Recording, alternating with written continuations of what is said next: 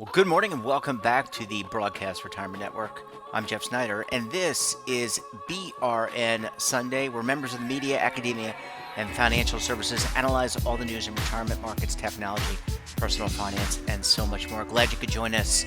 We have another great show, lots of big news happening all week long. We're going to break it down for you. So sit back and relax and enjoy this episode of the BRN Sunday podcast. We're going to kick things off with the latest social media trends. And joining me on the line, he is the Senior Financial Services Editor for LinkedIn, Mr. Devin Banerjee. Devin, thanks so much for joining us on the program this morning. Absolutely, Jeff. Always happy to join. Yeah, I'm a little tongue-tied today, but I almost demoted you. But you are the editor. It's been a long week. Yeah, it's been a long week, but you are the editor, Senior Financial Services Editor for LinkedIn, and you're also the editor of the This Week in Finance newsletter, a very prominent, important newsletter, which is free, available on the LinkedIn platform. So, Devin, a lot going on. We talked earlier today on the network. What's top of mind now for you and the team? Yeah, absolutely, Jeff. And I'm really going to home in on something we touched on in the network, but really took off on the platform this week, which was the discussion around working from home and returning to work. I think we're in this phase now of the pandemic and the lockdown measures where people are, there may be a tipping point or an inflection point. More people are realizing that this remote work environment and working at home could really last for a long time, and they're figuring out how comfortable they are with that. So we at LinkedIn, as I've talked about here on this program, are running a biweekly survey of professionals across the U.S. We're also running it internationally, called the Workforce Confidence Index, and some of the latest fresh data from that, shows that the majority of U.S. professionals, 55% actually, now say that they believe their industry can succeed when working from home. So this is certainly a higher than I expected, and certainly an uptick. Now, we're seeing a real divergence across industries. Of course, many of them are more suited for this than others. So those intensely digital fields, so software, IT, financial services as well, also media and communications, are the most confident and optimistic about working from home going into the future. And on the other end of the spectrum, of course, we see more hands-on fields like healthcare, manufacturing, and retail services, really on the most pessimistic end of the spectrum. A couple more nuances. We're seeing workers in the South and Southeast really leading in overall confidence. Of course, that coincides with some of the reopening plans that we're starting to see implemented across the country. And I really want to touch on financial services. I mean, this was, they were right up there at the top with software and IT in terms of the most optimistic industry about working from home.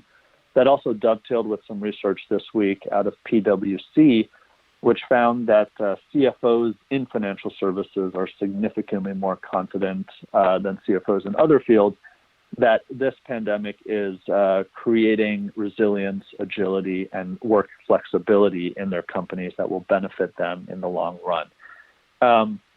And so, of course, one of the great things about these news items that we feature on LinkedIn is the conversation that ensues out of that. So I just want to point out a couple interesting things. We had about 200 folks in financial services now telling their stories about working from home on the platform. Ryan Fleer, who's an associate at Emigrant Partners, says, it's all been great working from home, but financial modeling is really difficult. He really focused on that as one area where being in the office and all as a team looking at the same screen while they're going through the financial modeling process, he's really missing that. A lot of people pointing out that they are not missing their long commutes. Yeah. Especially those in New York who are living in Westchester or out in other boroughs, but also people around the country that are not. We had someone say, I think he used to commute about 3 hours round trip every day. Seeing a lot of people talk about how they miss the water cooler conversations, the hallway conversations. Some people are talking about those 2 minutes at the start of a meeting, in a conference room when you just kind of connect with somebody, talk about the weekend, figure out, their side projects, their passions. You don't get that, a lot when you're on Slack or emailing or even in video conference calls. One really interesting point that I enjoyed from Gina Roberts, she said mentorship is really important to her, both as a mentor and as a mentee in her career. And that has really taken a hit in this remote work environment. And I hadn't thought about that. And I can feel that as well. I have mentors in the office. I like to mentor others. And that has really fallen by the wayside, I've noticed, in this remote work environment. So a lot of nuance there. You can check that all out under my profile, that conversation on LinkedIn. Yeah, I think you're right. That we like to interact as creatures, and I think it's really difficult to do that through Zoom. I mean, you had to have like a sidebar Zoom conversation with a colleague to do the cooler talk. Devin, you brought up some aspects of the survey where there were sectors of the economy that were not comfortable or did not think that you could work from home. Retail, as an example, manufacturing. Do you think that this expedites, this is just theoretical, do you think that this expedites the shift to a virtual environment, to more robotics, more autonomous manufacturing, for example, or more online retail and just completely abandoning stores and shopping malls and strips, et cetera? Any idea on that? Yeah, I mean, I think we've seen that in several different data points, the rise of e-commerce, which, again, many of these trends are just being accelerated right now, and they have been in place over the years, but we're really seeing this mantra that necessity is the mother of not only invention, but also adoption of virtual and technological means of doing business.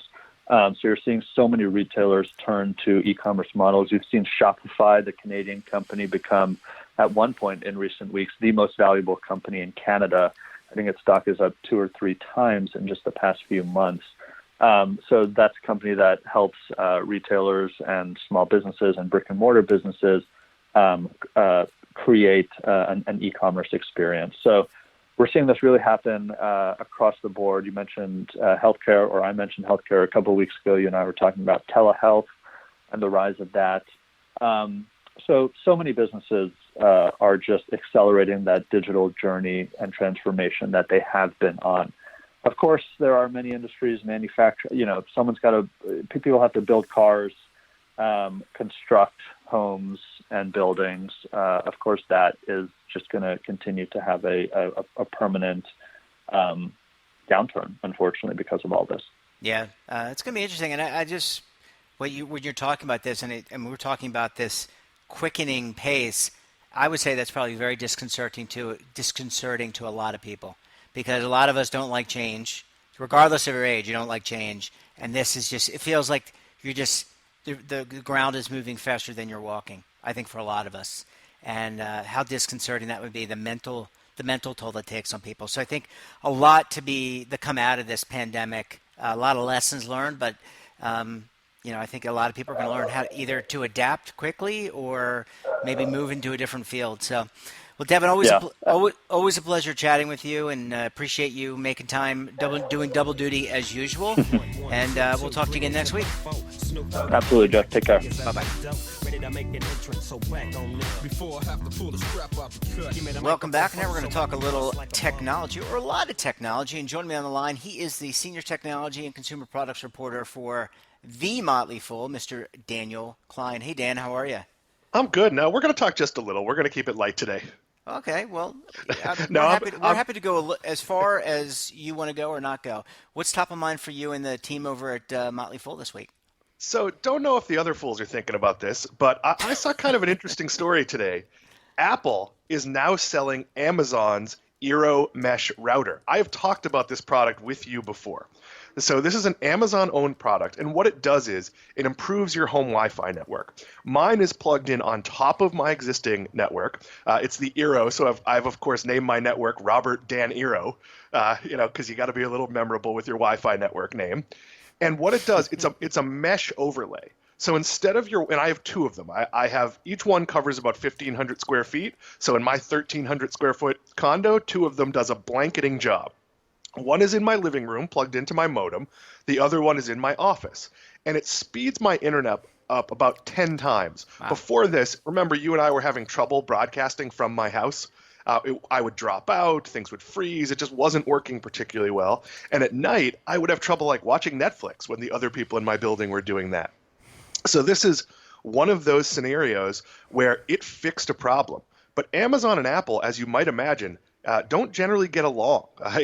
There are Apple products sold on Amazon, but for Apple to put an Amazon product in its stores, and obviously its stores are largely closed at the moment, or maybe still completely closed. They're opening soon. That's a big step. Now, there is HomeKit integration in the Eero, so Amazon is giving Apple something.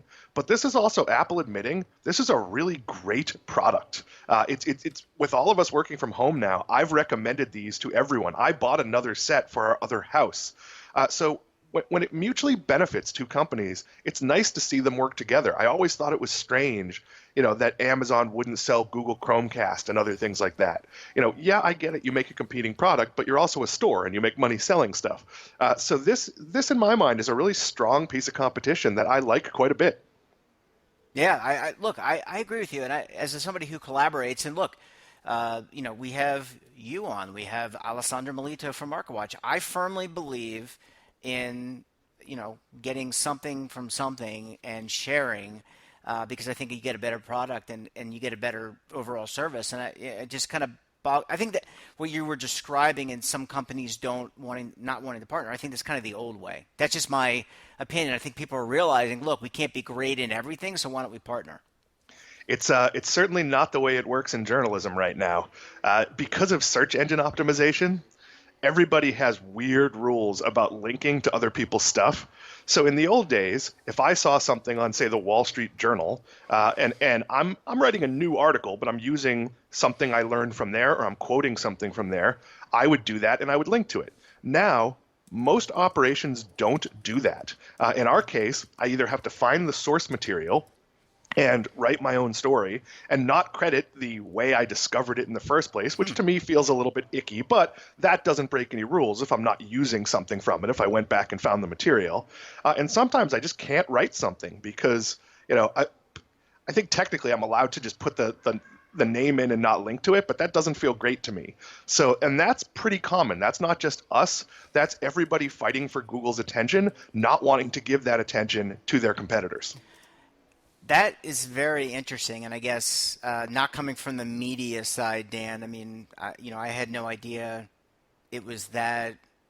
I don't know, cutthroat is probably not the right way, but like just so myopic. And I get it. I mean, the digital environment, very difficult for many of these news organizations to generate income, right? I mean, that's really challenging for a lot of people. This not new internet age, but the internet age has really hurt the news business. Yeah, and there are technical ways to do it. You can use what's called a do not follow link, and that means I'm linking to you if you want to click through, but Google's not going to see that link. The problem is the more an article gets linked to, the more authority it has, the better it is for that domain.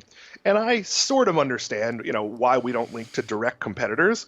And there's a lot of direct competitors that do good research that I used to be able to use, and now I can't use it. And that's true of our research that we produce.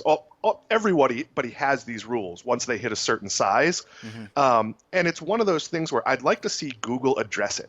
And Google be able to say, okay, Dan wrote an article and it's valuable for this reason. The original article was valuable for this reason, and parse out those searches via its algorithm. I think we'll get there eventually. But one of the things you see in news is sometimes, and you certainly see it on TV news a lot, the people with the news judgment aren't the ones making decisions. So I'll talk about TV news. Maybe the most important story of the day isn't the one that's going to hold eyeballs the most. So you lead with something that isn't really a revelation, but people are going to be glued to it. And that's driving it because that drives eyeballs, that drives ratings, that drives dollars. It works kind of the same way across any medium. It's why you have what's called clickbait. We work really hard to, if we promise something in a headline, this is the most shocking piece of Apple news you've ever heard, that news isn't going to be that they delayed the new iPhone 3 weeks, that it's going to be that, something truly shocking. Apple has canceled the iPhone. It would have to be, or else we won't use that. But obviously, you see, we have a lot of competitors. There's a lot of news organizations out there that will sort of mislead you. And I'm sure you've clicked on things that you're like, oh my God, I don't believe what Amazon has done. And then you read it and it's like, oh, they've lowered prices by 3 cents on 4 items. Like, and that's something we all have to guard against. And I think in the long run, it burns out readers. And I know there's a couple of outlets, and I won't name them because they may be friends of yours, that I simply don't trust them. Like if I see something, I'm like, all right, I know this isn't going to be as good as I think it is, but I'll click on it. And it's a big challenge for everybody. Everyone is trying to make money. Everyone is trying to earn a living. It is really easy from my ivory tower of, we make our money through subscriptions, not we have advertising, but that's not our primary revenue driver. It's kind of easy to take that attitude. If I was in an ad-driven space, I'm not sure I'd be saying what I just said out loud. Yeah, no, very interesting, very informative. And just going back to the Arrow and Apple and Amazon, I should say, do you anticipate that there'll be more products and other organizations will look to partner more with Amazon, even if they do have a competing product? I would like to see more companies integrate with each other. We've talked about the new Tivo. My new Tivo arrived, and it is absolutely a Roku competitor, but it's in partnership with Roku. And I don't know what the business deal is there, but obviously if Roku is willing to partner, then they see some benefit in this. I would like to see more companies do that. And when you go on to the new Tivo, which is a $49.99 dongle that sort of integrates your content from some of the lead streaming services, so your Netflix, your Disney Plus, your Hulu, a couple of others, and it basically, you don't have to switch between the apps. It's just grouped via content. So you can just get to your show without that login, log out step. You have to log in the first time so it knows you have permission for those apps. I would love to see every content provider allow that kind of access. So whether I'm on a Roku or a Tivo, I don't have to log in and out. I can know everything I have. The Tivo screen, let's say I want to watch Flash. I'm a big fan of the Flash. I like superheroes. It will show me that I could watch it on Sling, which I'm a subscriber to. I could watch it on Amazon, which means I could rent it. And maybe there's some other place. It's on Netflix too, so I could watch it on Netflix. And it gives me all those options, and it makes it really, really easy. I'd love to see that kind of cooperation extend to every service I subscribe to. DC Universe, WWE Network, who knows what else. There's also in that Tivo device, it also has Google Chromecast embedded. I'm not a huge fan of the standalone Chromecast. You have to use your phone as the remote, and I just find that silly. But if I'm watching something on my phone, I can use the Tivo app to cast that item right onto my screen. That's the best part of Chromecast, and I get that. So yeah, I'd love to see companies working together, making money off having their technology embedded in other people's technology, and thereby cross-selling. And as a consumer, I just want the best experience. I don't care if I'm giving my money to Roku or Apple or Amazon. Yeah, really good point. Oh, well, maybe it's the brave new world, and maybe the coronavirus, the pandemic, will help move that along. Dan, always a pleasure chatting with you. Thanks so much for sharing your time, and look forward to having you back on the network on Tuesday. Jeff, I'll see you Tuesday. Bye-bye.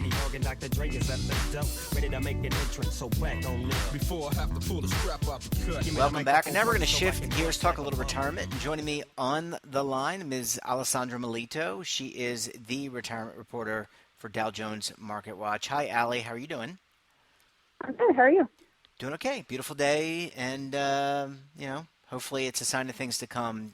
Nice 80-degree weather, and hopefully we're soon through this mess. But wanted to check in with you because you are always have your ear to the grindstone when it comes to retirement and retirement reporting. You talked about assisted living homes last week and some really good feel-good stories. What's top of mind for you and the folks at MarketWatch this week? Yeah, so this week I did a popular Social Security, which is rising. The piece was actually about an analysis on what the cost of living adjustment will be like for next week. Next year. It's been a long week. I know. I was going to say this is only May, Allie. We're not at the end of the year yet, but anyway, So, sorry to interrupt you. Go ahead. Usually this analyst, she's pretty spot on. She does this analysis every year where she looks at what the cost of living adjustment will likely be for the next year, and she's always pretty close, if not spot on. And she said that in the case for 2021, a lot of retirees might not see any cost of living adjustment next year. So this year, I think it was in it was like low twos or even one. I don't remember off the top of my head, but it has been historically low, the COLA, but it's never been, hasn't been zero. And next year, because of like the plunging oil prices and because of this coronavirus crisis, we could very well see no cost of living adjustment whatsoever. And that was, that's bad. It's even worse because even with COLA, the buying power of COLA, it's not very good. It's not aligned with like retiree expenses and their spending.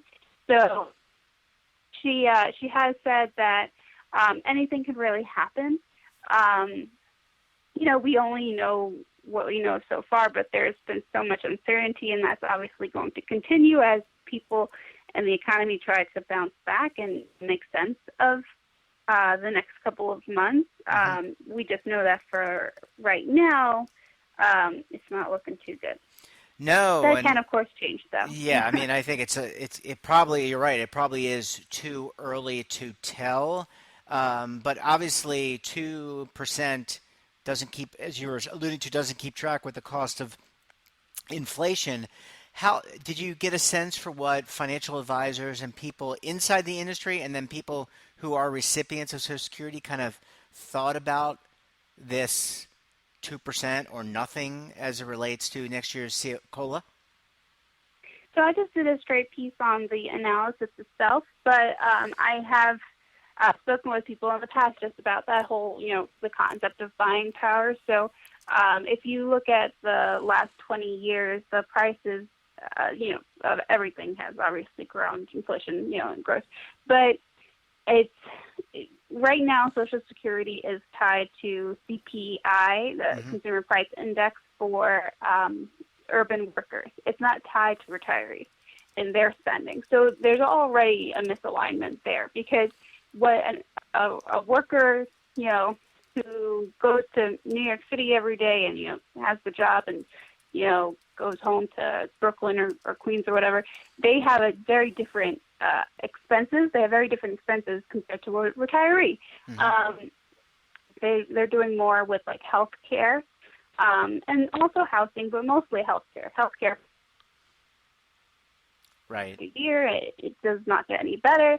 So this is not very good for retirees because their benefit already doesn't doesn't equate to as much as they need. And unfortunately, a lot of people rely on Social Security for most, if not all, of their income. So if they're getting this benefit and they're not getting some sort of adjustment to meet up with inflation, then they have ultimately less money that they can play with for their needs. Yeah, it just illustrates the need for supplemental income. Of course, as you are on a fixed income today and drawing from Social Security, you may or may not have a pension, you may not have those savings, and you may not have an opportunity to enhance your savings because you may not be working at all. Allie, any thoughts on the flip side about the Social Security trust? Have you done any research or heard anything about the trust as it relates to what we're going through today with the markets? I know Social Security isn't necessarily tied to the markets, but it is typically tied at some level to treasury yields, and I think they invested slightly in like 30-day treasuries, if I'm not mistaken. So any thoughts about the trust and how that could be impacted by what we're going through now? Yeah, so the trustees came out with their report, I think it was last month, but to be honest with you, I don't understand time anymore. But I think it was last month. And they said that I think it had actually even improved a little bit, like the retirement benefits. And when I spoke to people about that, they said that they said that this could completely derail that. I mean, granted, it's not going to be like Social Security goes bankrupt next year because something like this happens, a crisis like this happens, people are not really having kids, and if you're not having kids, then you have less people who you'll eventually rely on in 20 years to enter the workforce and pay into the program. So that hurts, and then a lot of people are dying because of this, and a lot of people are unemployed. It's just a very, very chaotic and stressful situation. Yeah, absolutely. Well, we're going to have to be very positive and know that we're going to get through all this. Obviously, a lot of headwinds, as you talk about, but the days and months, I think, will adjust to some level of normalcy. That means we'll be working in some respect. How we're working, we don't know. But that means if we're working, that we're paying into Social Security. Maybe people will have used the quarantine to promote our species and create more children. I don't know. Hoping that will be the case 9 months from now, and we'll have a population boom. But Allie, really want to thank you for your contribution this week. Really interesting, and look, we need to keep Social Security in place, and people really rely on it. But we also have to get people bolstering their own personal savings as well. Allie, have a great weekend, and we'll talk to you again very soon next week. Yeah, talk to you soon. Welcome back, and now we're going to talk digital assets, or better known as cryptocurrency, blockchain, all of the above. And who better to do that than the co-founder of Delphi Digital, a cryptocurrency and digital asset research firm, Mr. Kevin Kelly. Hey, Kevin, how are you? Doing well, considering. How about yourself, Jeff? Doing great. It's a beautiful day. Weather is turning for the better. 80 degrees, Yes. not 30. So, really, Can't it's really mentally uplifting for so many of us, especially those of you in New York dealing with this. I think it really raises the spirits. I agree. I completely agree. So let's jump in. Lots of interesting things going on with markets, but crypto assets, digital assets, they're a big part of markets now. Kevin, what's the latest news going on in the digital asset world? Yeah, so we saw a bit of a sell-off, I guess you'd say, in Bitcoin and crypto assets more broadly last weekend, kind of heading into this Bitcoin halving event that occurred on Monday afternoon here, Eastern Standard Time. And basically what that was is approximately every 4 years, the issuance rate of the number of Bitcoin that get included as block rewards, right, for the miners who are basically essentially monitoring and maintaining the transactional log, I guess you could say, of the Bitcoin blockchain. Mm-hmm. That mining reward got cut in half, right? So another way to think about it is the issuance rate has slowed or decelerated, and so that's kind of a big part of obviously Bitcoin's long-term value proposition is that it's a hard capped. It has a hard cap supply. It has this issuance schedule every 4 years getting cut in half, and it's very predictable. And so again, that goes against kind of the fiat abundance world that we're finding ourselves in today. And so Bitcoin had a bit of a sell-off, kind of a buy the rumor, sell the news type event last weekend. So far, it's rebounded quite considerably this week, trading around 9,500 as of today. So trying to get back to that 10,000 range. Mm-hmm. But I think there's a lot of things that are going on. Obviously, you mentioned traditional markets and what's going on in the wider global economy that are pushing people, into at least exploring the option of adding an allocation to Bitcoin or crypto assets, because again, this idea of digital scarcity is becoming a lot more popular in a world in which, people are starting to really ask questions around, where the funding and where the money for a lot of these federal programs is actually coming from. Yeah, interesting. So what happened? So like when you said halve, I'm almost thinking like a stock split, but that's not really what happened, right? Is that? Yeah. So it's so Bitcoin, the way in which the network works, right, is you have this. The reason why it's decentralized is because you have incentives aligned across all parties, right? So the miners who you could think of them as the people who are basically maintaining this historical transaction log and adding new transactions to each individual block on the Bitcoin blockchain. They get paid in a certain amount of Bitcoin to do that, right? And so that issuance each block, which is roughly every 10 minutes or so, was about 12 and a half Bitcoin up until Monday, and as of Monday, it is now 6.25 Bitcoin, right? So literally the amount that the miners are getting paid gets slashed in half. And so in the short term, people had, potentially some concerns because if you have, miners that are smaller or aren't as profitable, if their margins are too thin, they might end up shutting down equipment or turning it off, which could potentially reduce what they call the hash rate on the network. And that's basically just thinking about how much computing power is basically being used to secure the Bitcoin blockchain, right? So security short term, some people were trying to raise, concerns there. We haven't really seen, a huge change. We've, talked to a few miners who are kind of in that realm, and it's one of those things where it's very predictable, right? We know exactly what block it would happen roughly every 4 years, and as it gets closer, you literally have countdowns to, the block in which those rewards get halved, right, or cut in half. That's why they call it the halving.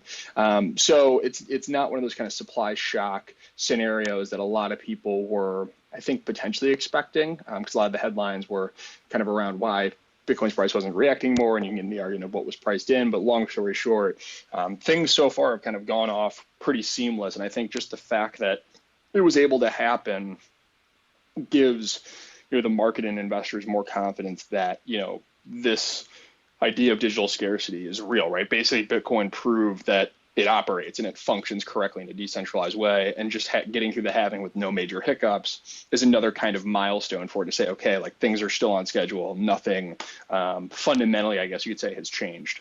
Yeah. So the same doom and gloomers, right, that were saying the market's going to collapse. They're saying, it's like the same people. No, it's the same people as the Y2K. You're probably too young to remember Y2K. I lived it I mean, you probably remember it, but I remember working and how everyone said that was going to collapse the world. A lot of doom and gloomers there, and it didn't really come out that way. And it sounds to me, just from the person on the outside looking in, maybe a little bit of doom and gloom, and things actually didn't turn out bad, although we don't know longer term how things will play out. Yeah, and usually what you see, I mean, I think that is an apt comparison, just obviously on a much, much smaller scale. But I do think it is interesting because the question around now that you have, less supply coming to market, and if we assume that demand, increases from here, we don't expect to remain the same. We expect, as again we talk about, more sophisticated investors like the Paul Tudor Joneses of the world starting to wake up to what Bitcoin's value proposition is.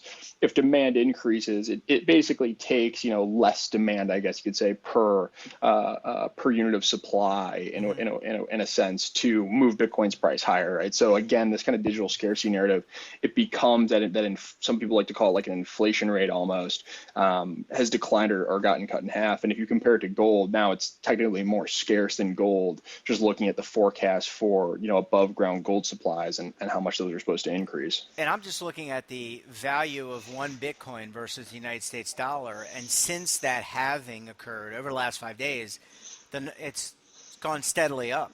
Mm-hmm. Yeah, so, I think it was much more, again, like a buy the rumor, sell the news. People were buying heading into the halving. It crossed above 10,000, kind of got rejected at a key technical level, and then you just saw people sell in anticipation of other people potentially dumping immediately after the event. And are you seeing, in terms of your clientele and the research, because you guys generate research all week long, are you seeing more institutional players now really, really strongly considering an allocation to digital currency, maybe not Bitcoin, maybe something else, in terms of one of the, like a fund of funds that exist? Yeah. Oh yeah. We've definitely seen a prop up in good amount of fund of funds. There's a lot more institutional interest. Again, there are certain limitations to mandates and whatnot, and you're still seeing different investment vehicles coming to market. So it's not a perfect way for people to get exposure right now, especially when it comes to self custody and things of that nature. But no, I mean, I wrote a quick kind of daily note earlier this week in line with the halving, and basically it was I want to create a little bit of controversy among investors, and I basically titled it saying Bitcoin doesn't have to win the war, because a lot of what you see is people saying basically fiat currencies will collapse into Bitcoin, and I don't necessarily sit in that camp. But the whole reason I put out that post was basically to say, if you look at the total value of the gold market, and let's say $6 trillion goes into, or the market value of gold increases by $6 trillion, and the market value of Bitcoin, the total Bitcoin network only increases by 1 trillion over the next, let's call it 10 years. The annualized return you could expect on Bitcoin is, 4 to 5 times higher, just because starting points matter, right? It's such a small market still. Just putting things like that into perspective, I think for institutional investors has certainly made them more comfortable with the risk that they face if they allocate to this space. Yeah, really interesting. I mean, it's more and more. I mean, it's just about seeking legitimacy, and the only way you really get it's like any fund, you got to have the 1, 3, and 5. And I think the more time that goes on, the more people get more and more comfortable with this asset class, which is it's actually really fascinating to watch. Kevin, always a pleasure chatting with you, and look forward to chatting you up again next week. Have a great weekend. Enjoy the weather. And we'll talk to you again soon. Same here, Jeff. Have a great one. Thanks. Bye-bye.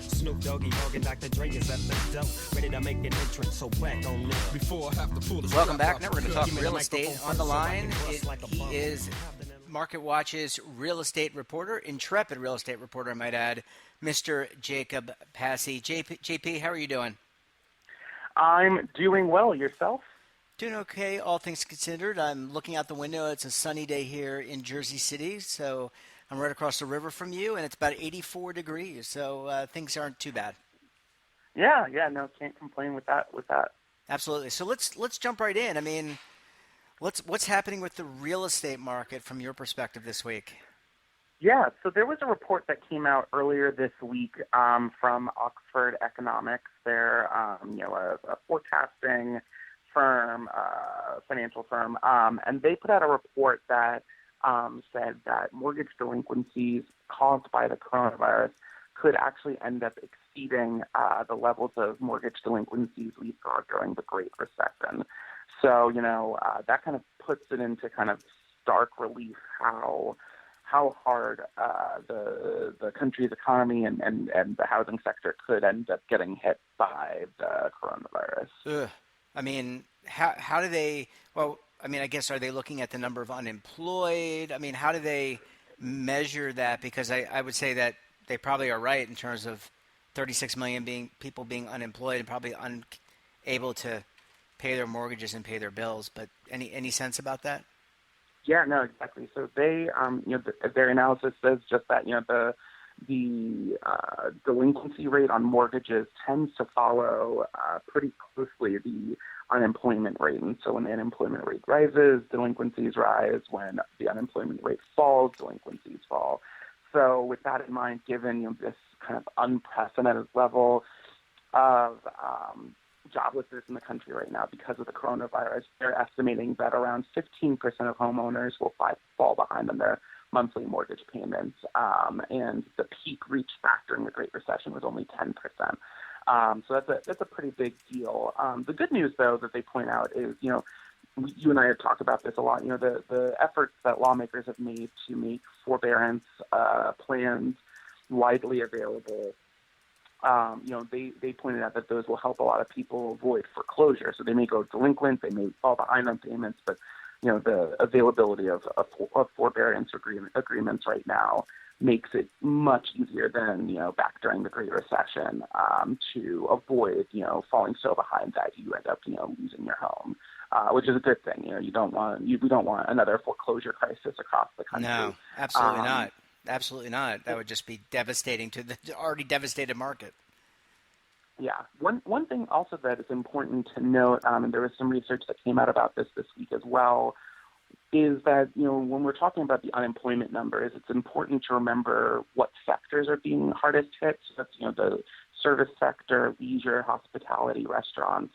And a lot of those employees are lower paid, so they're less likely to be homeowners. And so, you and I have talked a lot about the effects on homeowners, and that makes sense. But, the rental market's also seeing a major upheaval because of this. Lots of people have fallen behind on their rent payments, have been unable to pay rent, in April or May or both.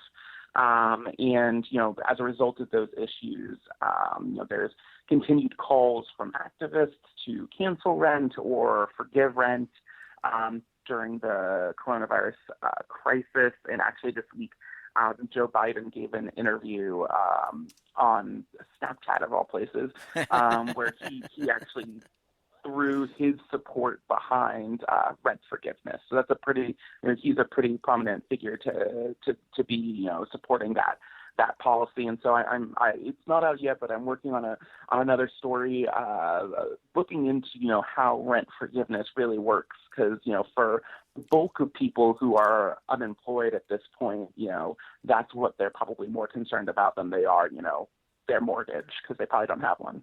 Yeah, I would agree. I mean, who wants? You're as we talked about on the program with you and others, your mindset during this pandemic, especially if you lose your job or are furloughed, your mindset completely changes from the long term to the short term. So you're worried about putting food on the table. You've got that Maslow's hierarchy of needs, right? And part of that is keeping shelter. So I would imagine that people are really worried about this, and I'd be really interested to see your article. Maybe we can discuss that on next week's show. Yeah. Jacob, in terms of this reopening that's happening in some parts of America, how is that stabilizing the real estate market at all? Are you seeing or hearing about changes based on the survey information you're getting? Yeah, so there is definitely indications that, across the country, both in states that have reopened or started to reopen, and even in states that are, further behind than that, there are indications that the housing market the home buying market is rebounding. So, there's been now for multiple weeks, there's been an uptick in the number of applications for mortgages used to purchase homes rather than refinances. So, that's usually the first step in the process for a lot of people is just lining up the financing. And so the fact that so many people are doing that right now is a great sign. And and where we're seeing that activity New York was actually one of the top states in terms of purchase applications this past week, according to the Mortgage Bankers Association. So that's kind of an indication. We're not just talking about the Georgias and South Carolinas. We're talking about the states that were among the hardest hit. A lot of those applications aren't just New York City. They're probably upstate, northern, western New York, parts of the state that were less affected. It's not just the city, but it's definitely a sign that folks are ready to return to normal. The big thing right now, though, that I've seen from a lot of the data that's been coming out is while buyers' demand has increased, suppliers are still nervous. And so the supply is still an issue, and sellers are still nervous. So, there's now an increased possibility of, kind of a flood of buyers hitting the market, this pent-up demand, folks who probably would have been looking back in March and April, looking later in the year than they would otherwise.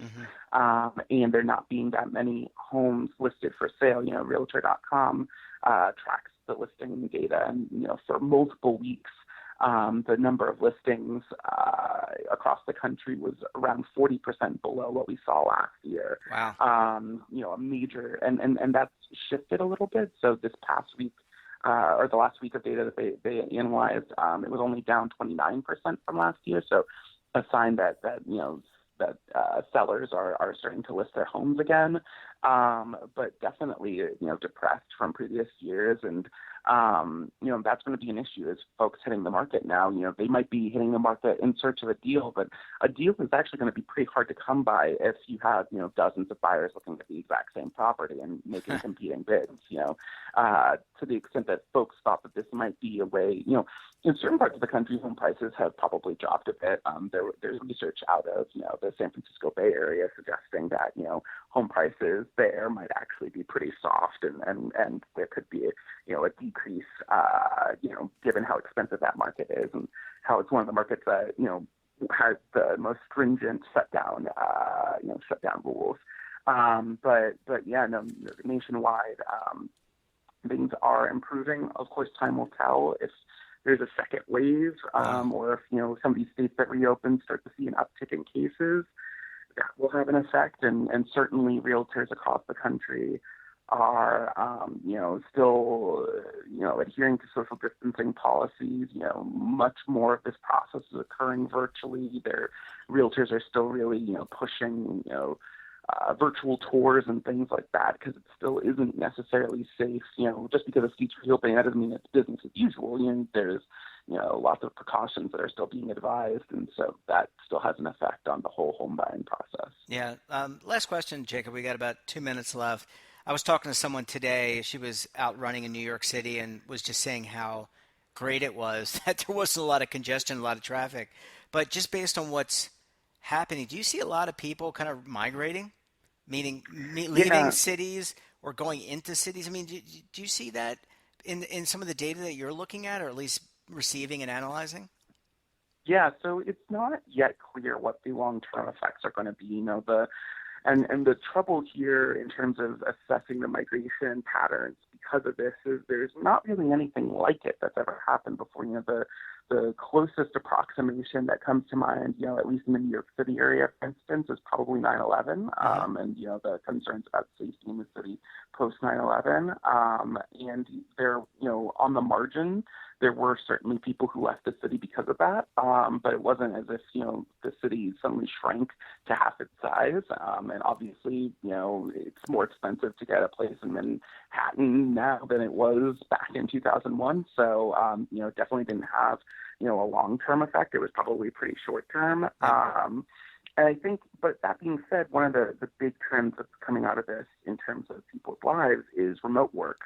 And a lot of companies, are indicating, like Facebook, Google, those types of companies are indicating that employees won't need to come back to work probably for the rest of this year and can continue working from home if they're, in a position that allows for that.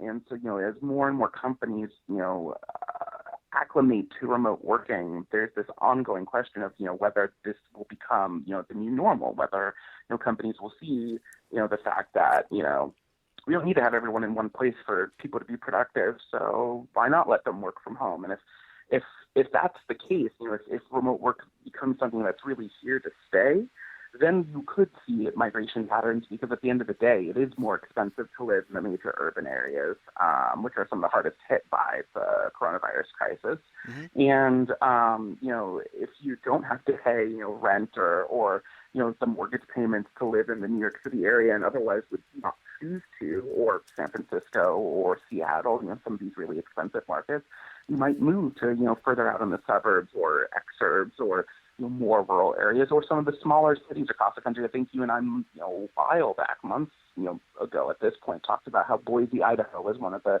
next big cities because of, its proximity to California. It's kind of got a good outdoor lifestyle, and it's a really up and coming city. So some of those smaller cities might see a boom if, more people can work remotely, but, they may still want urban amenities. They just don't want to pay the, crazy astronomical prices that some markets require. Yeah, I think it's going to be interesting. I mean, outside of the horrific nature of the pandemic and the impact of families, the toll it's taking on healthcare workers and our infrastructure, I think it's going to be interesting to see those migration patterns emerge. Jacob, always a pleasure chatting with you. Love the analysis.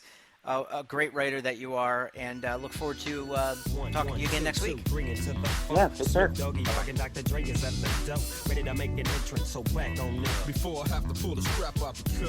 We're going to end things as we always do with a visit from our retirement rock stars. They are known as the Legal Eagles. David Levine, Kevin Walsh, both are principals with Gloom Law Group, an employee benefits law firm based in Washington, D.C. Gentlemen, how are you? We're great. We're doing well, Jeff. It's always good to be here on the show. And, some weeks we want to talk a lot about all the stuff we've read in the past week. We could talk about that, but it's too nice a day. So, let's make this a prognostication special. But Kevin, you just burned half our time doing that intro, so we might as well just get straight to this, Jeff. Absolutely. Go for it, guys. I know there's a lot going on in Washington, D.C. with stimuli bills and whatnot, but I want to really cut to the chase like you're suggesting. Let's prognosticate. What could happen in the near future and the distant future? Kevin, you go first. So I'll take the lowest of the lowest hanging fruit. I think in the next week, we will see in the Federal Register a rule related to electronic delivery, electronic disclosure, whatever you want to call it. And I think that it's going to allow plan fiduciaries to use things like email or text messages, given certain constraints, as a way of providing plan-related information to participants. Kevin, I got to tell you, that's a real leap of faith, given that the rule left the Office of Management and Budget this week. I got to tell you, the next thing you're going to tell me is Barack Obama is going to win in 2012 and Donald Trump is going to win in 2016. Is that right? I mean, David, I'm better at prognosticating the present than I am at the future, and I'm also mediocre at prognosticating on the past. Well, I'm going to have some fun with this then, because, it is mid-May and it is a lovely day here in D.C. Maybe I'm going to prognosticate that we will have interim assistant secretary starting in June at the Employee Benefit Security Administration, because, as we all know, President Rutledge is stepping down. But a more relevant prognostication is a lot of people have been asking me in the last week, does this mean the DOL is going to stop issuing guidance? My prognostication is no. We are going to get, and it's at the Office of Management and Budget, the MEP, PEP, RFI, request for information about how all these pooled employer plans should work sometime out in the next probably several weeks, I'll say, and several gives me lots of flexibility. And whether we have whether we have Gene Wilson in the acting role or where someone else is nominated, the key takeaway on that is I think we're going to continue to see things coming out of DOL. But as Kevin and I talked about on one of our prior podcasts with you, David, yeah. It's not even a prognostication. All you said was, DOL has announced that they have a change in leadership. I predict that they will go through with the change of leadership they have already announced. I at least predicted the contents of e-disclosure. I was like, text messages, email, there's zero news in that one. Fair enough, Kevin. And then they'll release things that are already at OMB. I mean, here's a prognostication. I think DOL will release more guidance in the next 3 months than they have in the last 3 years. Kevin, I think they will release significant amount of guidance. I think there's a real chance we will see the new fiduciary exemption or rule. How is that for a real proposal, rather than your fluffy, what is guidance comment? So you know what? Just because you started on the OMB thing, don't come attacking the guy who just copies your approach. Wow. So David, if I've done all the regulatory prognostication, do you want to do some prognostication on legislation? I mean, we've had the CARES Act. So as I like to refer to these relief bills, we've had COVIDs 1, 2, and 3 now. What do you think we're going to see in COVID 4? Does COVID 4 get done? And how many COVIDs do we get? Do we get all the way to 19? Or do we stop at some number before them? My prognostication on this, Kevin, is as follows. I think there will be another COVID big bill at some point, but it could be a while. I think that it's very possible it could be June or later. Obviously, there is a wide chasm between the Democrats and Republicans at this point. Part of the prognostication is, yes, we will see something. Could it have for the employers the protections from liability? I could see some compromise coming down the middle where there's some protections but not absolute for employers. But I could also see some of the benefits things, money for states and local governments. And on our world, there's provisions in Speaker Pelosi's bill about such as required minimum distributions. There's a million things in there. But I definitely think at some point here, the funding process, whether now or later, is going to get done. I think there's a decent chance we will get single and multi-employer pension funding, but I am not banking that it will be in this bill, but it might be. And I know. And when you predict, I mean, are you saying it's going to look like the HEROES Act that's passing the House on Friday, or are you predicting it's going to be kind of a hodgepodge of a whole new rewrite by the Senate combined with a whole new rewrite by the House? I predict it will be a compromise bill somewhere between the middle, and I do not think that the HEROES Act as written will get through. But I could be wrong. But at the same time, I know one thing. The e-delivery rule's coming out in the next week, Kevin. Wow. I don't even need – this is the best way to end a show. And I think it's I don't even have to say anything. That's what I love about it. I just have to introduce you guys and let it go. But in all seriousness, amazing. I'm looking forward to the e-delivery and the new release on the guidance, because I know it's coming, and I am looking for some bipartisan support and on this upcoming bill. I'm really looking forward to it because I think people are still in need of stimulus. So hopefully your prognostications on that in that regard are right as well. Gentlemen, always a pleasure chatting with you. You guys are great, and you are great comic relief. Enjoy the rest of your weekend. Enjoy the weather, and we'll talk to you again very soon. Thanks for having us on, and I predict we'll be on again next week. And I predict that there's a shot that we'll be on next week. But you know what, Kevin? You look great since you finally shaved. Guys, take care. Have a great weekend. Bye-bye. And that wraps up this episode of the BRN Sunday podcast. I want to thank all of our contributors for making time out of their incredibly busy weeks, their lives, to join us each and every week to break the news down. I thought it was another great show. I learned a lot. I hope you did as well. And I also hope you were entertained too. We're back again tomorrow morning. I'm going to be joined by Tara Falcone on BRN AM. She's an expert in financial wellness, and she's going to break down what college students are thinking, as well as the military and military families. You're not going to want to miss that episode. So until then, I'm Jeff Snyder. Stay safe, keep on saving, and don't forget, roll with the changes.